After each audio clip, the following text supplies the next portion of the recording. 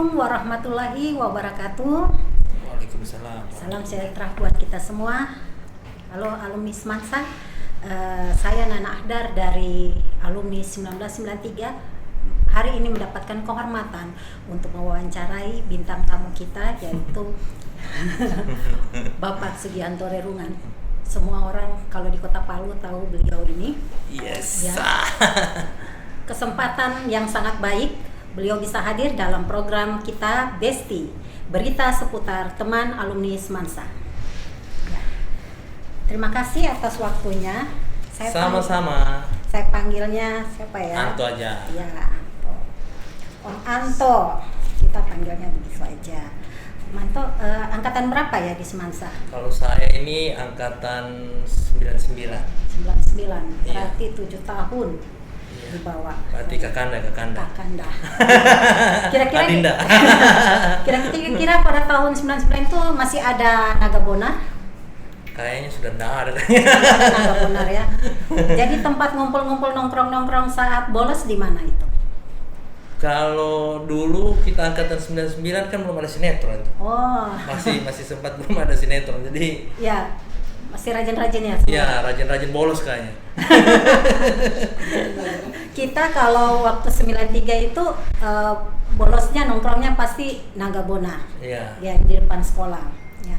Kalau untuk pada saat sekolah di Semansa itu pengalamannya paling menarik apa yang bisa diceritakan kepada pemirsa Bersi? Kalau di SMA 1 memang kalau secara masa-masa yang indah itu memang masa-masa SMA. Iya. Nah, terus kalau SMA 1 yang paling indah itu ya kayaknya pertama itu bolos.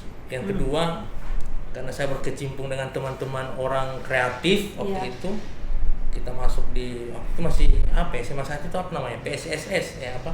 Oh, Pesta seni. Iya, seni. Semansa. Kita Semansa. juga situ, saya juga di situ bergabung. Iya. Terus ada Sudah ada Bad Boys ya dulu, belum ya? saya salah satu anggotanya. Wah, boleh dipraktekkan salah satu, boleh dipraktekkan. Dulu. Tapi waktu itu kan terakhir saya di PSS itu perankan Siti Nurbaya, terus saya sebagai Samsul Bahrinya. Wah, luar biasa. Tapi yang gantengnya tuh padahal tidak ganteng. Begitu. Terus yang kalau berkesan ya teman-teman di sana itu angkatan saya sampai sekarang masih kompak. Iya. Nah, karena memang dari dulu kita kumpul-kumpul, sering kumpul-kumpul, sampai acara kecil-kecil pun kita kumpul-kumpul. Ya, memang 99 termasuk salah satu angkatan yang solid juga di IKAS Semansa. Kalau pengalaman bolos yang berkesan adanya? Banyak sekali. Iya. Dulu itu kan saya dari kelas 1 itu 1E. Iya. 1E itu di belakang itu kan tanah kosong dan lorong. Iya, betul. Jadi dulu guru yang paling saya fans itu namanya Pak Sarman ya. Jadi saya ingat sampai sekarang. Maskotnya 51. Iya, sering dia dapat saya. Iya. Paling dia tegur dan dia ini cubit di perut. Sisanya suruh push up. Karena kedapatan bolos. Iya. Itu kalau tidak salah bolos kita waktu itu mau nonton apa ya? Dulu masih ada Depas, Palu Studio. Palu Studio, ya. Nah, karena dulu ini teman saya namanya Eko, itu orang Ambon, itu punya apa ya? Mungkin bapaknya dulu orang berpengaruh. Iya. Jadi tiketnya itu satu blok. Waduh. Jadi kalau mau nonton kita bagi-bagi. Iya. Dan kita bagi-bagi rata-rata bukan karena SMA 1, ke SMA 2. Jadi bolosnya kita dijemput untuk bolos. Berarti sangat solid dengan SMA Iya. 2 saat itu ya untuk bolos. Kalau angkatannya kita itu bukan dari tembok belakang, dari tembok samping. Dari tembok samping. Nah, itu saya juga termasuk salah satu yang pernah ditangkap ketika sudah pas di atas tembok, di bawahnya ada guru. Jadi ya itulah. Memang rata-rata alumni yang berhasil itu adalah yang sering bolos ya. Tapi adik-adik gak ikut. Jangan diikut. Karena dari 1000 yang begini cuma satu keren yang lolos. Perjalanan ya setelah keluar dari Semansa itu menempuh pendidikan di mana? Jadi dari SMA 1 saya coba tes di Untar waktu itu, lulus teknik. Iya. Teknik sipil, cuma saya pengaruh teman ya bilang ini bagus ini, jangan sipil semua karena nanti di Palu ini banyak pembangkit, jadi masuk di listrik. Iya. Nah begitu ceritanya. Akhirnya lulus di listrik, kerjanya juga waktu itu awal-awal kerja di bank. Nah nyambung kan? Iya, yang tidak nyambung memang. Terus Gitu. dengan apalagi dengan yang sekarang ini di bidang yang digeluti, tapi memang dalam memilih nanti itu bidang studi itu, misalnya teknik itu ada pengaruh dari teman-teman atau memang pilihan sendiri atau gimana? Kalau dulu memang saya sukanya sebenarnya di arsitek. Iya. Dulu mau masuk di arsitek, cuma lulusnya di sipil. Iya. Kan 2 pilihan itu. Jadi tahun 99 itu saya lulus di sipil. Iya. Berikutnya 1 tahun di sipil, tiba-tiba buka program studi teknik listrik. Iya. Pindah di situ. Akhirnya jadilah di teknik listrik selesainya. Teknik elektro. Waktu di SMA jurusan apa? IPA. IPA. Oh, memang. Jurusan IPA paling belakang. Nah, kemudian setelah lulus ini dari mana? Dari Unpad ya, Universitas Tadulako ya. Ya.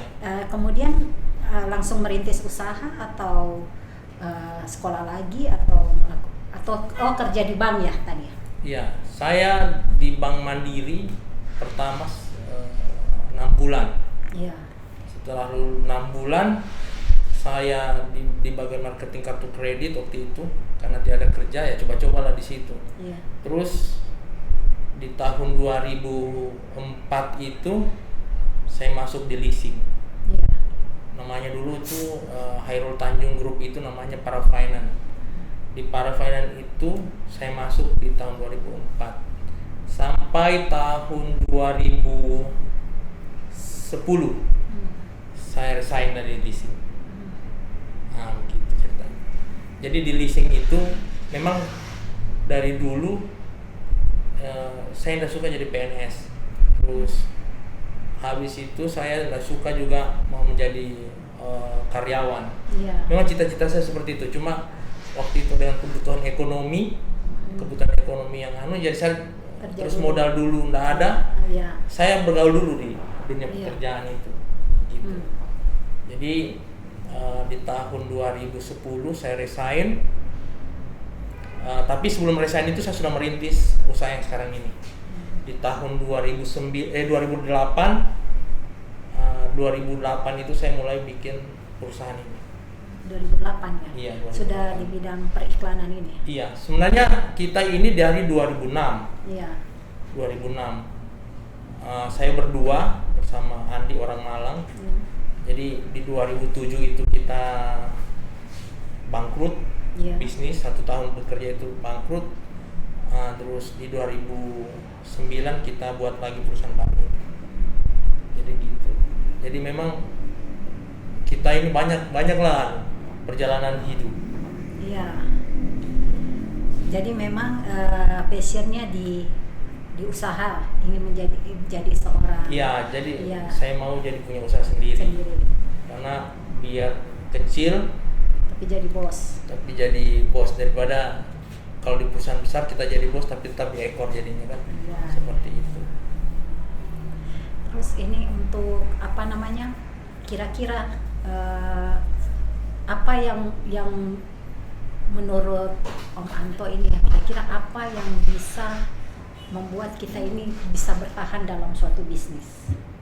Kan pengalamannya sudah panjang ini. Iya. Ya, sudah pernah bangkrut, merintis lagi.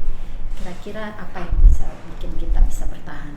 Jadi yang satu pertama memang kita punya prinsip satu ini, komitmen dulu dengan Iya. dirinya kita. Kalau saya dulu perjalanan bisnis ini kan tidak seperti yang sekarang. Kalau sekarang udah mulai baik, sudah mulai ada lah semua yang bisa kita lihat.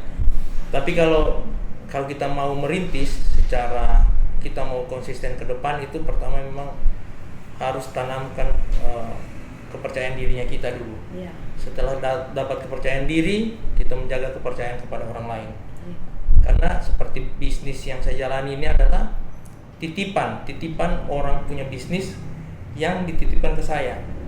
Advertising ini kan mereka mempercayakan iklannya ke kita. Iya. Bagaimana iklannya mereka ini terpenuhi target-target mereka, seperti penjualan mereka dengan adanya iklan. Iya. Atau dan sebagainya itu. Jadi memang yang pertama itu yang paling di atasnya adalah kita bersyukur saja dengan apa adanya.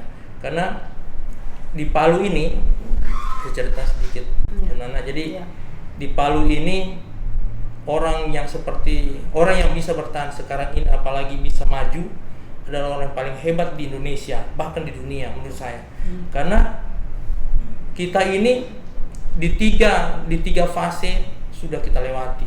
Yang pertama di fase dulu adalah fase kalau tinggal di Palu adalah daerah teroris. Jadi sangat susah bisnis dulu. Oh, teroris. Padahal Poso itu kan jauh. Jauh. Dan kita di Palu ini, saya merasa di Palu tidak ada teroris. Cuma anggapan orang di luar saja. Dan di Poso pun tidak ada teroris menurut saya, karena kita orang di sini merasakan bahwa ini aman, damai. Cuma memang kemarin kan konflik itu mungkin ya konflik hanya secara tidak sadar dilakukan orang-orang. Itu yang pertama. Terus yang kedua, setelah mulai bangkit dari 2008 kerusuhan 2009, kita masuk di fase namanya fase gempa. Musibah yang terjadi banyak di 2018 itu. Jadi kita baru mulai 10 tahun dari 2008, 2007, 2008, 2009 ke 2018, 10 tahun sudah mulai bagus-bagusnya Palu, bisnisnya bagus, kena gempa, tsunami, likuifaksi. Betul. Jadi di situ lagi hancur. Sementara tempat-tempat lain tidak begitu. Jadi saya hanya bersyukur saja bahwa sudah dikasih Allah seperti ini. Kita hanya berpikir konsistensinya kita seperti apa. Kita jaga kepercayaan dirinya kita, jangan kita drop. Kita percaya diri gitu. Terus yang kedua, orang punya kepercayaan kita jaga baik-baik. Dan yang paling di atasnya bersyukur. Nah, setelah itu di fase ketiga kita dapat lagi pandemi. Bayangkan itu, pandemi semua tutup bisnis. Nah, jadi saya bersyukur saya dalam ini 98 karyawan yang saya pimpin, masuk di beberapa cabang di 5 provinsi, itu tidak ada saya pengurangan. Karena itu saya bersyukur, saya bilang ini tidak apa-apa, orang dari sini saya kasih pindah untuk ke tempat lain yang tidak berpotensi jadi berpotensi gitu. Jadi itulah saya bilang tadi, kalau Nana bilang, Nana tanya, ya saya dua itu prinsip, jaga kepercayaan dan bersyukur saja gitu. Karena di Palu ini kalaupun bisa bertahan, kalaupun bisa lebih maju dari pertahanannya kita yang paling hebat di dunia ini, orang yang paling hebat di dunia ini, karena kita melewati 3 fase ini. Nah, itu luar biasa, tepuk tangan.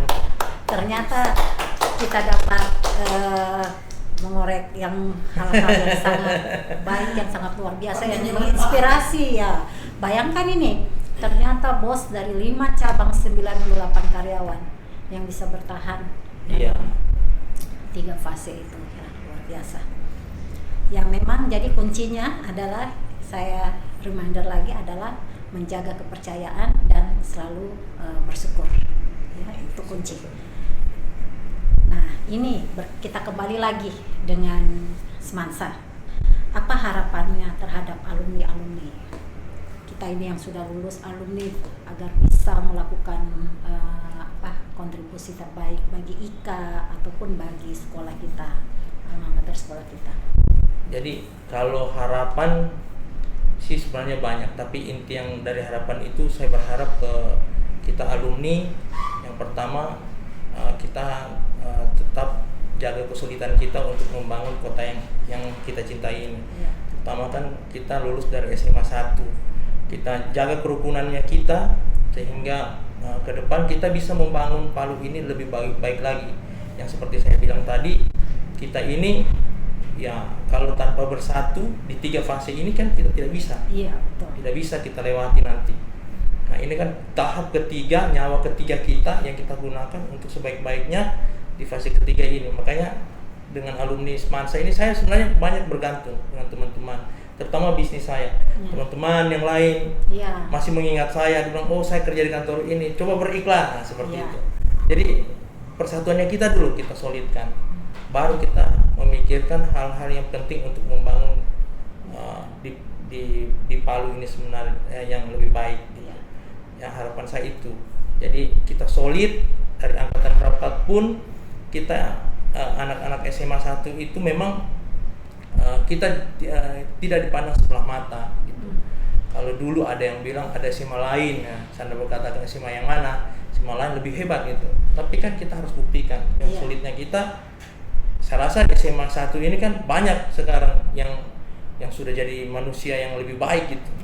Teman-teman sudah banyak jadi bupati, kayak Lapata bisa jadi bupati sana, jadi gubernur, gitu. Kacudi kan. Jadi memang ya sekarang zamannya kita ini, tinggal kesulitannya kita solid secara mental, solid secara persahabatan. Nah, itu. Ya, ini kan kontribusi seperti dikatakan Om Anto tadi adalah bagaimana kita melakukan kontribusi terbaik bagi pembangunan atau bagi Kota Palu yang lebih baik. Nah, seperti yang telah dilakukan Om Anto ini juga aktif di beberapa komunitas sosial. Ya, komunitas mana aja bisa diceritakan? Kalau saya sih sebenarnya saya tidak bisa menyebutkan bahwa saya ini aktif di beberapa komunitas. Sebenarnya saya lebih cenderung ke saya bekerja saja gitu. Misalkan yang teman-teman lain tidak punya seperti apa, saya punya seperti ini, kita berkolaborasi. Kalau komunitas sih banyak sebenarnya, cuma kan saya tidak bisa sebutkan karena ini planning ke depan saya terbuka untuk siapa saja begitu. Contohnya itu adalah saya juga misalkan ada kita mau buat selagi perusahaan ini bisa berkontribusi dengan sosial, ayolah kita gabung seperti itu. Jadi saya banyak sih, kecuali organisasi. Kalau untuk sosial memang saya lebih cenderung mengatakan bahwa saya harus terbuka itu siapa saja gitu.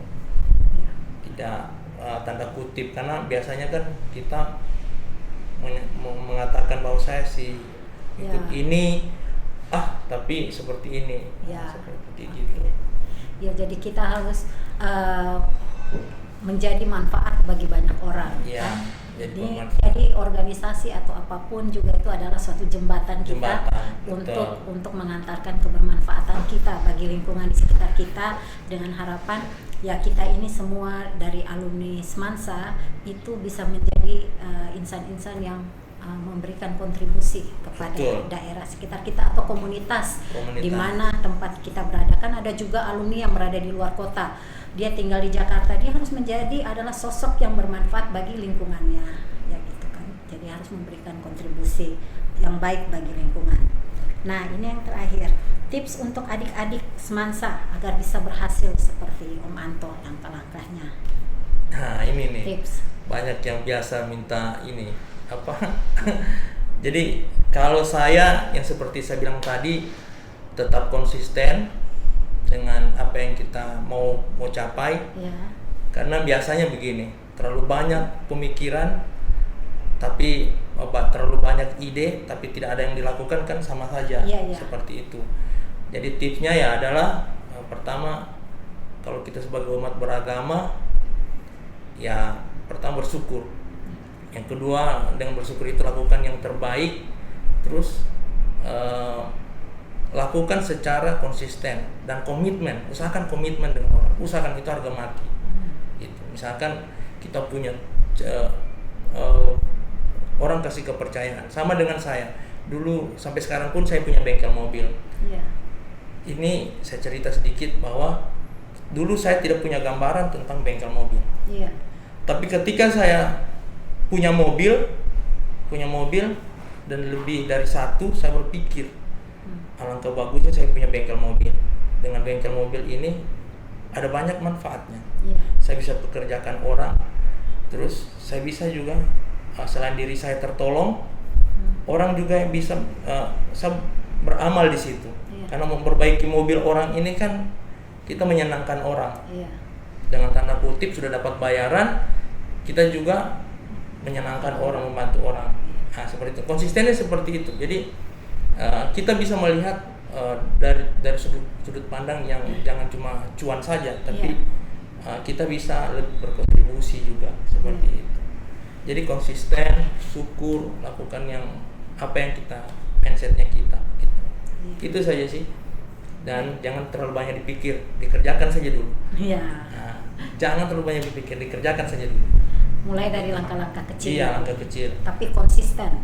Akhirnya bisa mencapai.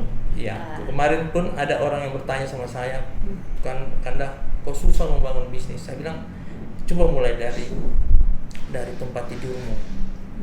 Karena laki-laki yang baik itu melihat itu biasanya, kalau laki-laki, kenapa saya tekankan kepada laki-laki bukan ke perempuan, karena laki-laki ini akan menghidupi perempuan, jadi panutan. Kalau di Indonesia ini beda sama luar.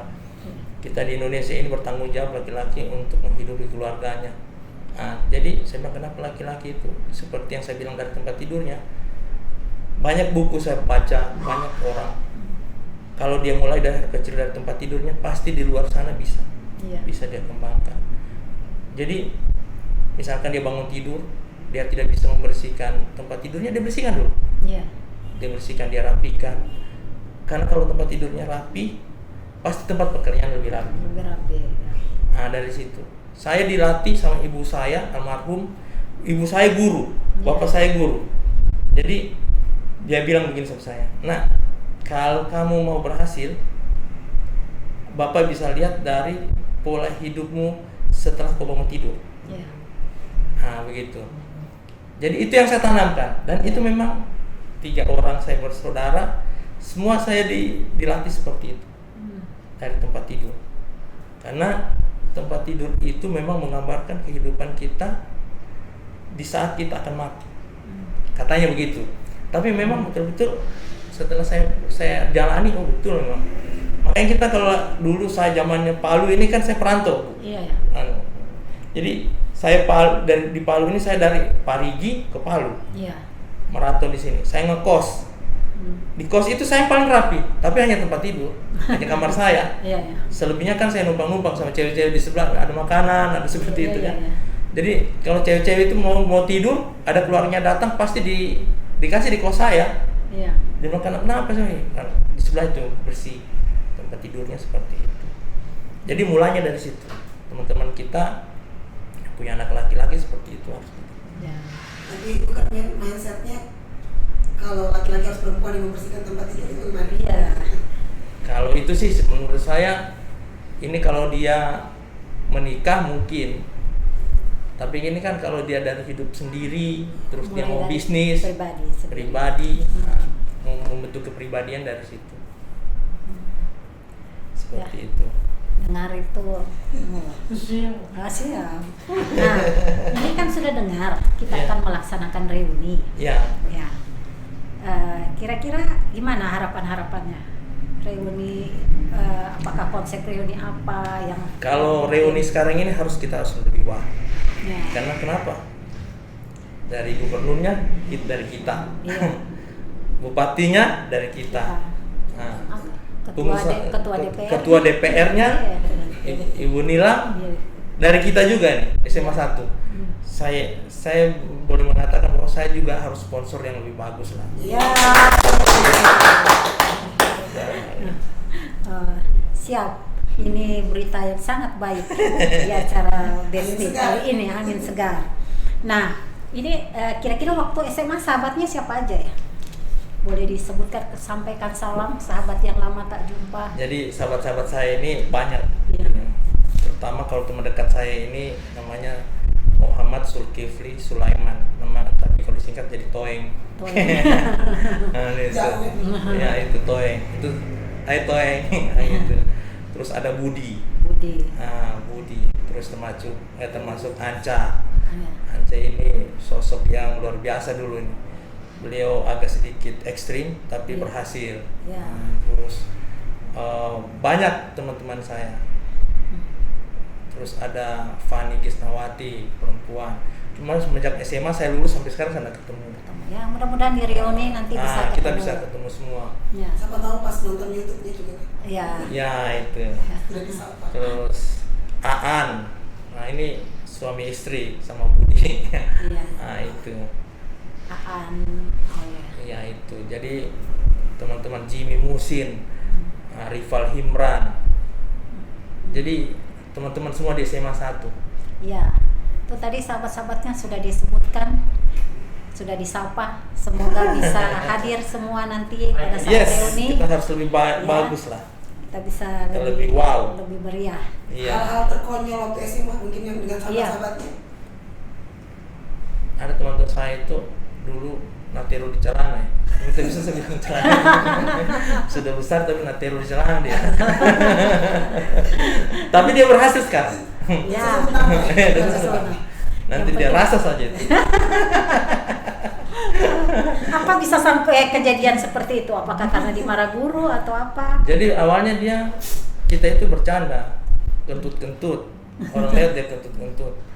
Pas dalam air dia kentut itu ada yang ampasnya sudah. Yang lebih lucunya lagi, dia tidak bisa keluar karena kita tutup di pintu, kita kuncikan pintu. Ya ampun. Awalnya begitu. Oh, gitu. Nah, ini pertanyaan paling sensitif. Iya. Waktu sekolah di Semansa ini ada cidahat tidak? Kalau dulu SMA saya, ini saya memang agak lain-lain sedikit ini di SMA ini. Jadi saya itu dulu SMA saya nanti kelas 3 baru saya cidaha itu sama kelas 1. Nah, cuma setelah waktu baru masuk sampai kelas 2, kelas 3 itu seiring waktu itu saya enggak pernah mau dengan teman-teman SMA 1. Jadi cidahnya sekolah lain. Oh, cidahnya sekolah lain. Iya. jadi tidak menarik perhatian yang di SMA 1. Jadi sangat hebat itu adik kelas yang kelas 1 itu akhirnya bisa menarik perhatian. Iya itu. Karena memang inisial sebut saja namanya. A. Wow. Inisialnya A. Gitu. Bisa jadi tit. Ya. Jadi itu. Jadi kalau cidaha saya di SMA 1 kayak kalau saya pikir-pikir tidak ada. Cuma kalau teman perempuan saya bermain di teman perempuan. Karena dulu kita waktu angkatan saya itu saya kan dari 1E, 2E, IPA 3. Jadi gitu. Iya, ya. Saya ingat sekali itu. IPA berarti ada pintar-pintar. Sebenarnya ya tertolong sih. Kalau guru favorit siapa? Saya Magdalena. Magdalena. Guru apa itu? Guru Kimia. Kimia ya. Kimia. Dulu Magdalena. Kenapa saya suka sama beliau itu? Mungkin almarhum sudah sekarang. Iya, almarhum. Itu karena dulu kan zamannya Sio. Zamannya Sio itu kalau Sio itu yang porkas. Nah, itu temanku itu kalau itu Mangge Jenggo atau apalah yang dulu itu Sungai Wentira, nah, begitu. Jadi saya ini kan karena suka kata-katanya, karena dulu kan tidak ada handphone. Jadi kata-katanya itu saya pakai menyurat buat cidaha saya di SMA 2. Oh. Jadi kata-katanya itu, jadi cuma saya rubah. Iya. Akhirnya begitu ular makan ini kembali 2, misalkan seperti itu. Iya.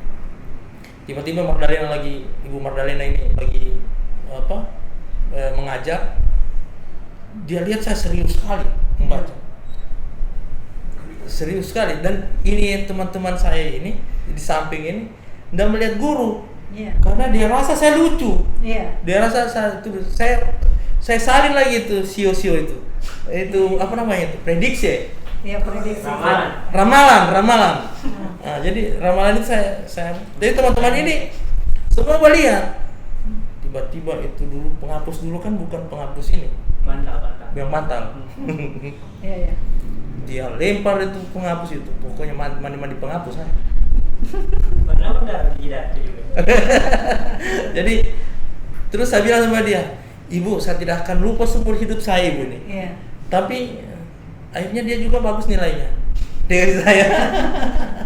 Ya itu makanya cuma satu-satunya berkesan cuma guru itu. Iya. Karena ada kejadian itu.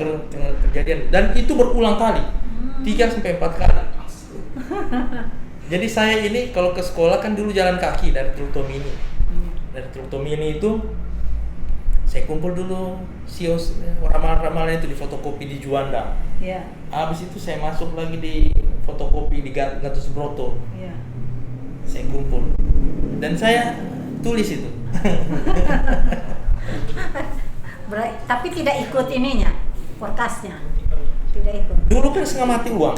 Oh. Jadi teman yang itu saja yang saya kasih, saya jual. Oh. Saya jual begitu. Pengedar juga berarti. Pengedar.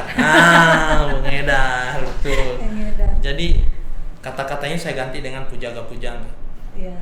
Untuk cidaha saya di SMA 2.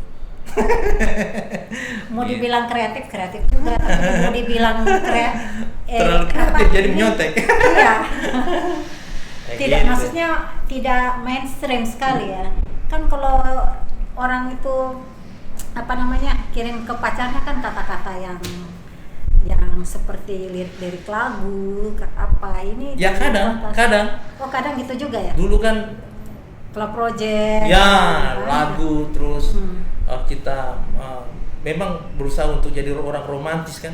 Dulu kan masih zaman tulisan itu. Kita tulisan itu beli spidol terus ujungnya dikasih runcing terus supaya bagus cara bagus tulisannya. Ya. Terus kita beli di Rio kertas yang wangi. Iya. Kita bungkus, kita bawa lagi ke sana, sampai di sana orang lain juga yang baca. Jadi ini yang paling penting, apakah berhasil itu strateginya? Sebenarnya tidak. Jadi gagal segala usahanya. Sebenarnya tidak. Oh gitu. Akhirnya dulu saya pacaran sama temannya. Ya. Begitu. Kayak series ya. Karena temannya yang rajin baca surat saya. Oh, jadi temannya yang terkena Iya. Begitu. Dulunya seperti itu. Jadi dulu di Rio beli toko Rio itu kan beli ada kertas yang wangi itu. Iya, kertas surat yang wangi. Kertas yang wangi itu. Pokoknya itu banyak lah tipe-tipenya itu. Termasuk Tipex-nya itu yang betul-betul kalau dilihat di cahaya nanti malam bercahaya gitu. Iya. Jadi dihapus kata-katanya tapi nanti dilihat malam di center dulu model kan itu ternyata dia suka saya. Luar biasa. Saya baru tahu juga itu. Dulu kan begitu. Nanti saya kelas 3 baru ada itu namanya Tamagotchi ya. Nah itu baru minta itu kan. Kalau dulu masih sudah ada enggak itu yang kayak di radio pesan-pesan? Sudah kita itu. Iya, sudah kita kan. Jadi kalau kau tunggu nanti ya, telepon dulu kan pasti telepon rumah. Iya. Kau dengar nanti sebentar ya. Ada nama Musa bilang itu. Ada nama Musa bilang itu. Tuh, pas didengar. Lama sekali itu, lebih banyak iklannya. Ya, inilah generasi 90-an. Iya. Jadi ceritanya pasti sama, baik 93, 99 pasti ya, sama. masih sama itu. Sama ya. Karena zaman itu enggak ada handphone. Enggak ada handphone, Iya. enggak ada ini. Jadi kita menumbuhkan kreativitas sendiri. Jadi memang surganya orang menghayal waktu itu. Iya. Apalagi kalau dilihat surat balasan. Iya. Sudah tidak belajar itu. Kalau 93 itu zamannya kita rekam pakai pita kaset itu. Kita juga begitu. Oh, sama ya? Iya. Oh. Kalau ada orang, kan dulu ada teman saya, ini orang Ambon, Eko ini dia orang Berada. Iya. Jadi papanya itu waktu itu dia masih di Kanwil gitu. Iya. Jadi kalau dia beli kaset C90 kan, Iya, kita beli juga kaset itu sama dia, terus kita gandakan. Terus kalau malam nanti bisa merekam itu jam 12 kali ya. Karena jangan ada suara. Direkam dulu. Nah, begitu. Iya. Terus kita juga merekam kita punya cerita. Terus dikirim. Iya. Yang susahnya waktu itu kan kita zaman Walkman juga ada kan. Walkman itu. Orang lain yang tertukar. Kan C90 sama semua modelnya. Sama semua, iya. Iya. Saya punya kejadian itu.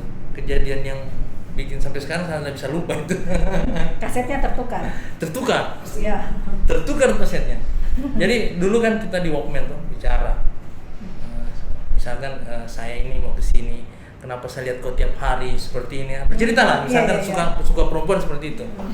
Jadi ketika saya naik kapal mau ke Makassar, waktu itu liburan. Iya. Naik kapal ke Makassar. Saya dulu Kambuna atau Kerinci itu. Jadi ini teman ini, kita kan dulu kalau mau bawa kapal itu nggak ada tape itu yang kecil, tape deck itu. Kan dibawa kan? Iya. Diputar lah di situ. Terbongkar rahasia. Tertukar. Nah, sementara yang saya mau tembak ini ada di kapal. Ya ampun. Ada di kapal. Jadi saya bilang, maksud saya nanti saya kasih kau sebentar ya. Ada dia bilang kita bertukar cenderamata lah pulang kalau sudah habis begini.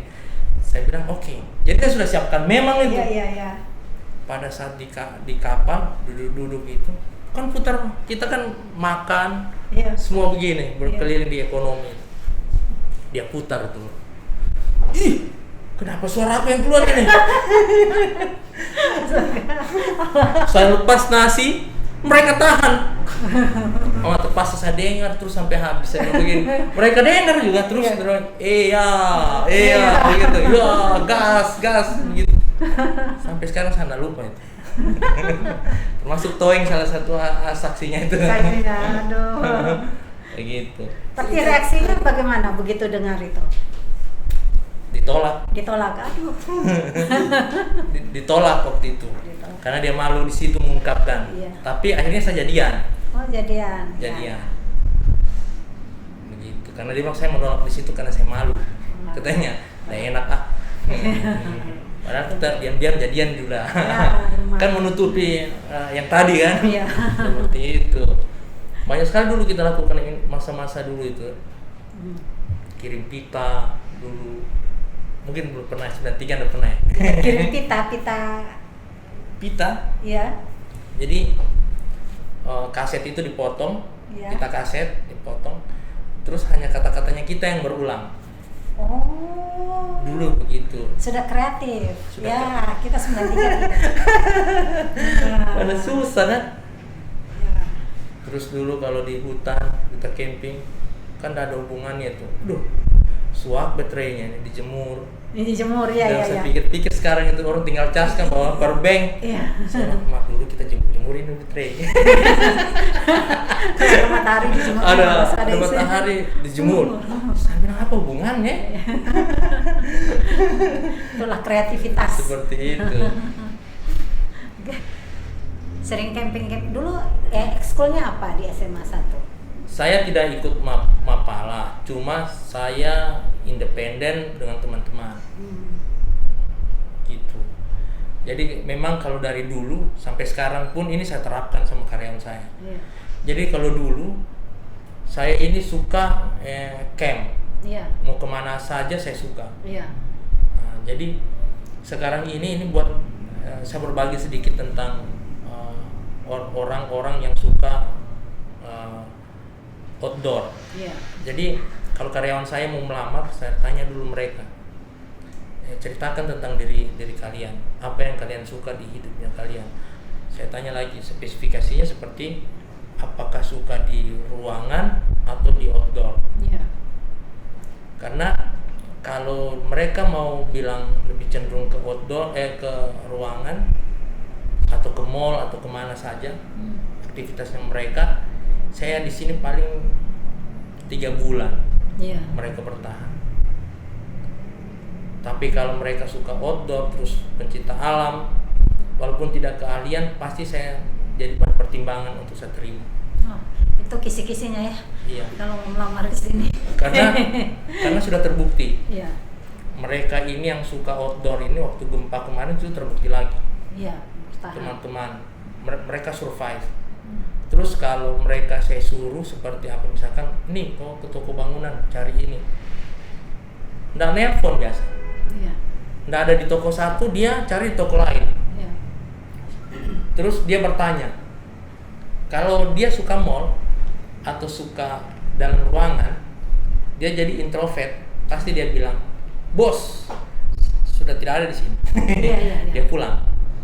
Tidak, perusahaan tidak akan maju. Iya. Seperti orang itu. Jadi termasuk cewek-cewek di sini kalau datang berapa, mereka punya tempat di sini. Saya punya tenda 26 unit. Iya. Karena waktu kemarin, waktu sebelum gempa, saya punya tenda di sini ada 40 lebih. Jadi itu bermanfaat mereka camping. Seperti itu. Karena kita kan ini pelayanan. Iya, iya. Pelayanan di sini. Pelayanan jasa. Jadi kalau mau merekrut di sini biasa saya tanya teman-teman punya kalian apa suka alam atau ya cuma di rumah. Biasa saya tanya, kau kalau di rumah seperti apa? Iya. Nggak perlu saya tanya kalian. Saya di rumah seharian di rumah gadget, aduh susah nih. Iya. Susah nih, pasti susah. Karena ketika disuruh dia banyak mikir. Kalau di sini mau ke toli-toli aja dulu kita ya. Kita sama-sama. Gitu. Jadi alhamdulillah saya punya karyawan ini dulu waktu gempa kan 17 orang out meninggal. Iya. Nah, tapi sisanya mereka bertahan sampai sekarang ini. Di 90 lebih karyawan saya, 60 orang itu yang sudah di atas 5 tahun. Nah itu. Jadi memang biasanya seperti itu saya kalau Jadi karena mencari karyawan yang punya passion yang sama gitu kan. ya passion yang sama. Terus Yang action ya. Ya, Iya. yang action. Jangan- kalau dia biasa mall juga tidak masalah sih, cuma kan biasa kalau itu kan disuruh dia yang ringan-ringan. ringan-ringan. Di sini ada perempuan namanya Vita, semua bisa dikerjakan. Iya. Gitu. Betul, Dari betul. desain, dari apa, dan dia memang senang seperti itu. Kalau camping dia di paling depan, Iya.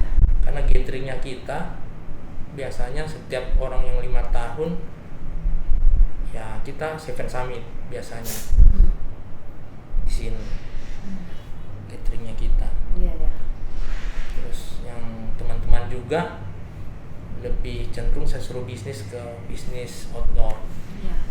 karena kita memang ada beberapa produk itu outdoor. Iya. Semoga ini semua yang disampaikan oleh Om Anto atau nama kerennya Sugianto Rerungan ini bisa menginspirasi dan Sama-sama menjadikan kita teladan bisa. bagi seluruh anggota IKAS Mansa maupun adik-adik yang di Semansa. Demikian perbincangan kita hari ini.